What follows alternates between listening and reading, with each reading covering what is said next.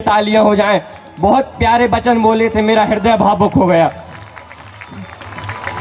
जोरदार, क्या जोर नहीं है तुम में? क्या आज गणतंत्र हुआ है हमारा देश? और तेज। सुप्रभात।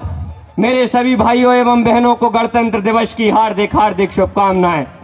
आज हमारे देश के संविधान को बने 75 वर्ष हो चुके हैं, परंतु जिन स्वतंत्रता सेनानियों के कारण हमें ये गणतंत्र दिवस मिला है, हम उनको भूल चुके हैं। आप में से कुछ लोग होंगे जिनको मैं भगत सिंह और चंद्रशेखर की तस्वीर दिखाऊं तो उन दोनों में से यह ना बता पाए चंद्रशेखर कौन है और भगत सिंह कौन है। परंतु जो इंस्टाग्राम पर अभद्र काम करते हैं उनकी चित्र दिखाऊं तो आपको क्षण भर का मात्र समय भी ना लगे और आप बता दें वह कौन है। तो मैं इसका कारण हर घर, हर स्कूल, हर जगह को मानता हूं, क्योंकि बच्चों को कुछ पता ही नहीं हमारी स्वतंत्रता सेनानियों की वीरता के बारे में। मैं आपको बताना चाहूंगा कि जब अंग्रेजों ने हमला किया तो सब लड़ने जा रहे थे। एक 14 वर्ष का बालक घबरा गया। उनकी माता क्या कहती हैं? बुंदेलखंड की एक बहुत मशहूर शायरी है कि दुश्मन सामने आ भी गया है तो डरने की जरूरत नहीं है, क्योंकि 12 वर्ष नु कुकर जीवे और 14 नु जिए सियार, बरस 18 छत्री जीवे, ज्यादा जीवे तो धिक्कार।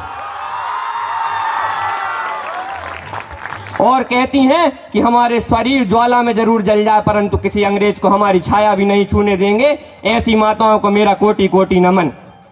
और हमारे भगत सिंह की एक शायरी है कि लिख रहा हूं मैं अंजाम जिसका कल आगाज आएगा, लिख रहा हूं मैं अंजाम जिसका कल आगाज आएगा, मेरा लहू का हर कतरा कतरा इंकलाब लाएगा, मेरा लहू का हर कतरा कतरा इंकलाब लाएगा। मैं रहूं या ना रहूं ये वादा है मेरा तुमसे की, मैं रहूं या ना रहूं ये वादा है मेरा तुमसे की, मेरे मरने के बाद वतन पर मरने वालों का सैलाब आएगा, मेरे मरने के बाद मरने वालों का सैलाब आएगा। क्या आप इस पर खरे उतर पाए हैं? मेरे अनुसार तो नहीं। अब तो हमें जान देने की भी जरूरत नहीं है, बस थोड़ा थोड़ा भी सहयोग करें तो भारत को अखंड भारत बनाने का लक्ष्य दूर नहीं है। क्योंकि एक होकर चलो और ये हौसला प्रचंड हो, क्योंकि एक होकर चलो और ये हौसला प्रचंड हो, मेरी एक ही कामना कि भारत देश अखंड हो, मेरी एक ही कामना कि भारत देश अखंड हो। और मैं इस स्टेज से तुम्हें पुकारता हूं कि उठो जवान देश के वसुंधरा पुकारती, उठो जवान देश के वसुंधरा पुकारती, देश है पुकारता पुकारती मां भारती, देश है पुकारता पुकारती मां भारती। मैं तो चाहूंगा, एक और दीमक है जो हमारी तरक्की में बाधा आ रही है, वह भ्रष्टाचार।